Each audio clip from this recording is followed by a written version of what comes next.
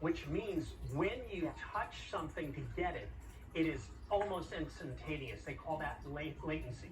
That latency is going to almost disappear, and now you'll be able to do far more things over the cloud to other devices, such as editing, interacting with sports, gaming.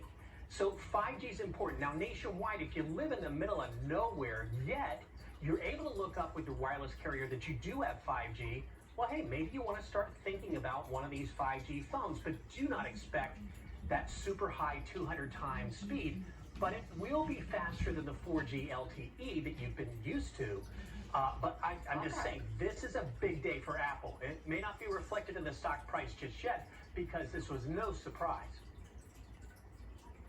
Well, and let's look at the phones themselves. So there are 4 different ones. Yeah. The Mini, which looks like, I don't know, the iPhone 8. You know, it's got the square edges. And then you have, and by the way, that's 5.4 inches, which is about the, I guess, the length of my hand. I have long fingers. But then you've got the iPhone 12, the Pro Max, and that ceramic glass. And, you know, just as Apple makes these announcements, you start to see other stocks move.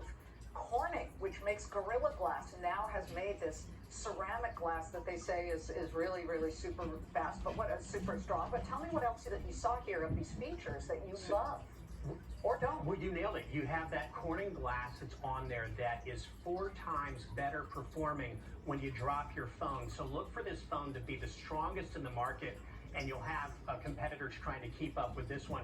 Also, a whole new way of charging the phone. And I don't know if you've had this. If you have one of those iPhones that you can wirelessly charge, well, you had to put it on the thing just right for it to start charging. I can't tell you how many times I woke up in the morning. It's like, hey, this thing's almost dead. Well, that's going to go by a new technology Apple is implementing in all their phones now called MagSafe. MagSafe is a magnet system that'll go on the back, and it'll have a multitude of features to it. It'll be a lot easier to charge, it'll connect better, but also you're going to start to see accessories like cases as well as MagSafe wallets that simply snap to the back of the phone. They're magnetized to the back of the phone. And they are also coming out with a duo charger that's going to charge your watch and your iPhone at the same time. These are accessories that I didn't really expect from Apple, but the strange thing though, Liz, is they're trying to get to that carbon neutral 2030 deadline. And I don't know if you call it focused on the planet or just being cheap about it. Because I don't like that my phone will not come now with the charger inside, nor will it come with the headphones, right?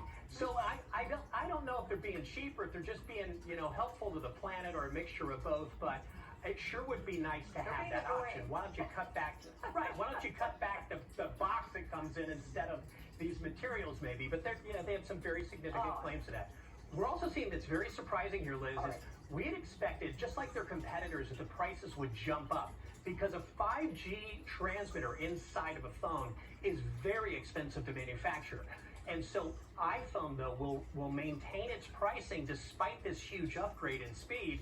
So it'll be about the same price. We have the iPhone Mini that'll start at, what, $699, I think I have it here, and the iPhone 12 with a 6.1-inch screen at $799.